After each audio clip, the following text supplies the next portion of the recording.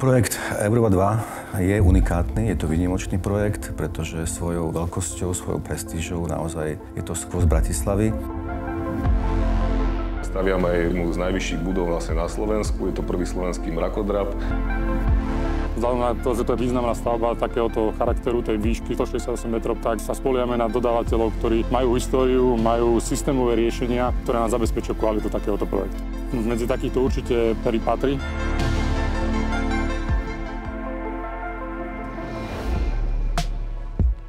Zhotoviteľ a investor sú prestížne firmy, ktoré sú lídri na svojich oblastiach, trhoch. Aj tie nároky na tú stavbu boli väčšie. Je to prestížna adresa, každý očakáva vysokú kvalitu nielen prác, ale aj materiálov. Takže aj výber dodávateľov bol naozaj taký, aký bol a my sme radi, že sme dostali tú šancu.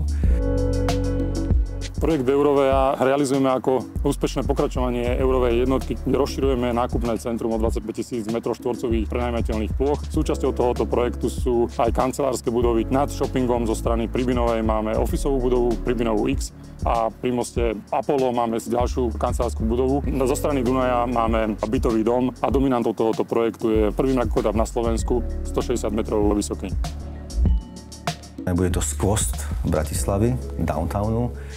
A s tým súvisí aj to, že tá stavba bola v oblasti, ktorá je veľmi rušná. Čiže aj to logistické zázemie bolo náročné v tom, že tam nemôžete asi prísť veľa materiálu.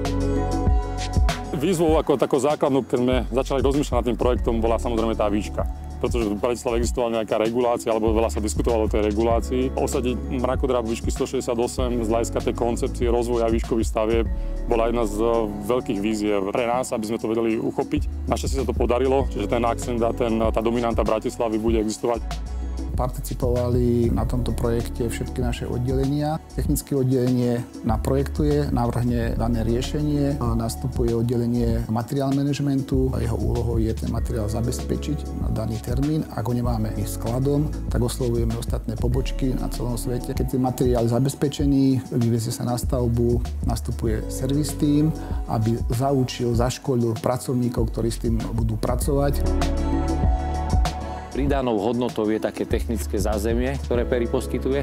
To znamená, že ak niektoré veci na stavbe sa ukážu, že je potreba ich nejako zmeniť alebo modifikovať, tak v tom prípade oni nám poskytnú tú podporu a tie prvky vedia operatívne prispôsobiť tomu, čo my na stavbe potrebujeme.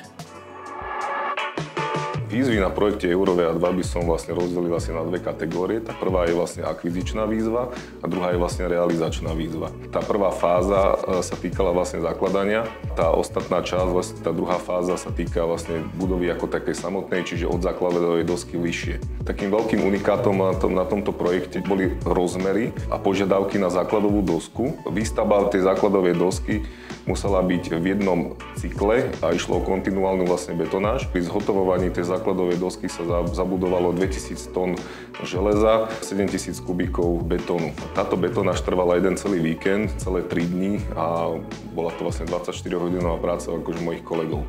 Samozrejme, po úspešnom zrealizovaní tejto základovej dosky sme sa vrhli k vysokých stĺpov v tvare V a 46 podlaží. To posledné podlažie ukončíme celkovou výškou 168 metrov. V-stĺp je atypická forma, robená na mieru na sklade. Bol tam dvojnásobný plášť, všetky plochy boli v podstate nesúbežné. Ten tvar je architektonicky náročný, tým pádom bola atypická forma, ktorá bola vyrábaná absolútne na mieru. V 25-ročnej histórii firmy je to najväčšia výroba, aká bola. Výroba trvala niečo cez 4 mesiace, podielal sa na tom 8-členný tím. Štandardne máme 2-členný tím, ktorý robí výrobu. Máme radi betón z podstaty z nášho produktového portfólia. Slovensko má tiež rado betón, takže máme radi betónové konštrukcie, skelety, monolity. A samozrejme, ak sú trošku aj náročnejšie technicky. Ak to nie je len obyčajná kocka, naozaj myslím, že na Slovensku vznikajú stavby, ktoré sú pekné architektonicky. A Eurovea je jedna z nich, okrem spomínaných stĺpov, aj celkový tvar budovy sa vlastne zužuje a na to sa musí reagovať ďalšími aplikáciami. No je to krásna robota. Aby sme eliminovali neblahý účinok vetra na proces výstavby, tak bol navrhnutý veterný štít, ktorý chráni pracovníkov pred nárazmi vetra, aby mohli pracovať plynulo na stavbe. Ten veterný štít chráni celú stavbu po celom obvode a dvíha sa vlastne so stavbou tak, ako práce na tej stavbe postupujú. teraz, čo vidím, ako tá stavba ide, tak napreduje podľa očakávaní, všetko funguje. Chcem sa poďakovať všetkým ľuďom, čo na tom participovali. To sú stavby, ktoré vtiahnu celú firmu do toho diania a všetci ľudia vnímajú, že úspech takéto stavby leží na pleciach každého, nielen tých ľudí, ktorí sú v tej prvej línii. Tým chcem sa poďakovať našim partnerom, investorovi, pretože naozaj aj jeho pohľad, jeho pochopenie tých atribútov tej stavby je veľmi dôležité a tam sme naozaj mali veľmi dobré vzťahy, máme dobré vzťahy, máme dobrú odozvu, veľmi dobrá komunikácia, aj samotný generálny dodávateľ, ktorý je náš dlhodobý partner a ktorý už vie s nami robiť a my s nimi, tak ja mám z toho veľmi dobrý pocit, lebo naozaj tá stavba, to je to zložitý mechanizmus a vyskytnú sa veci, ktoré neviete ovplyvniť a dôležité je, že všetci majú spoločný cieľ a pri tejto stavbe to cítim dvojnásobne.